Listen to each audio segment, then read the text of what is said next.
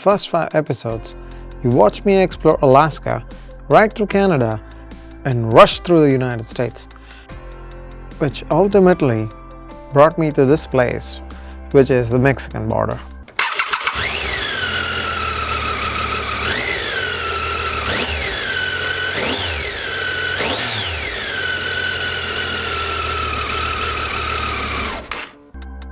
Before everything else, traffic to enter Mexico scared the crap out of me. I had no idea what to expect. My severe lack of Spanish was not much of a confidence booster either. My only expectation was that there would be at least an immigration post where they stop and check your passport. But that did not happen. Yep, this is where I should have stopped. But there was nothing to stop at. Soon I realized this was a big mistake. Anyway, legally or illegally, I crossed over into Tijuana, Mexico. Chaos was the immediate difference I could spot. Reminded me of home. I spoke to a couple of cops in TJ about my immigration miss. They waved me off saying Baja was a free zone and did not need any passport stamps. They were cops and I believed them. Also, I saw an interesting structure lined along the border. It was the Donald Trump's wall. I'm no expert on this subject, but I think 2,000 miles of this structure is a colossal waste of time and resources.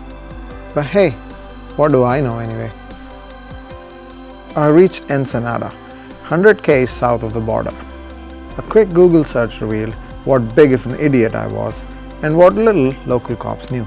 Literally every website I looked through, including ADV Rider and Horizons Unlimited, asked me to go back and get that passport stamp. Without which, taking the ferry from bottom of the peninsula to mainland Mexico was not possible. I figured I was only 100 km south of the border. I didn't want to take a chance. If I didn't go back now, I would have to ride back 1,000 miles in the peak Mexican desert summer heat. So I retracked 100 km, crossed back into the US, literally took the first exit, turned around and back into Mexico. This time around, getting the required permits. So, Mexico. I was surprised to see frequent military stops, but they were friendly and just waved me through. Also surprised to see Mexicans on horsebacks casually riding by the side of the road. Also surprised that you could just ride up to a beach without having to deal with any bullcrap. In just a day, Mexico got my thumbs up. Temperatures during the day were well over 100 degrees, so a cool dip at the end of the day is much appreciated. Hola, Turista La Paz.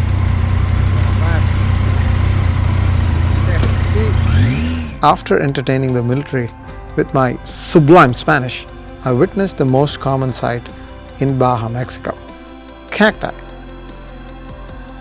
This is literal proof for me being in Mexico.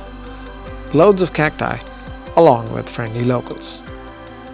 Speaking of locals, here is a confusing act on Mexican roads. Every time you come up on a car or a truck, they will have their turn signals on. It either means they will turn left, if you try to pass, you will die, or there is no traffic ahead, it is safe for you to pass. The choice you make, you will have to live with.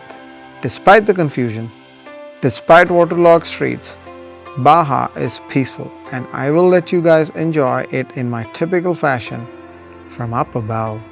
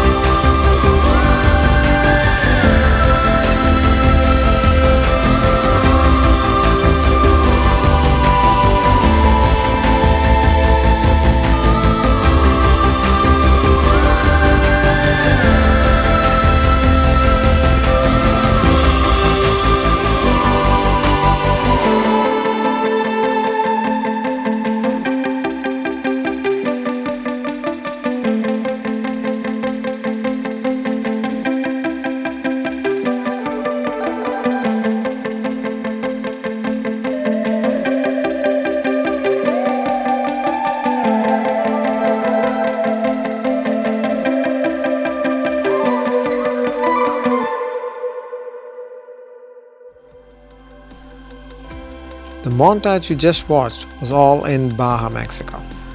I was now in La Paz, waiting to board the ferry which was departing the next day. So I spent that one day scuba diving in La Paz. Do I see sharks, seals, tortoises, or just fish? Find out in my next episode as I jump into the depths of the Gulf of California.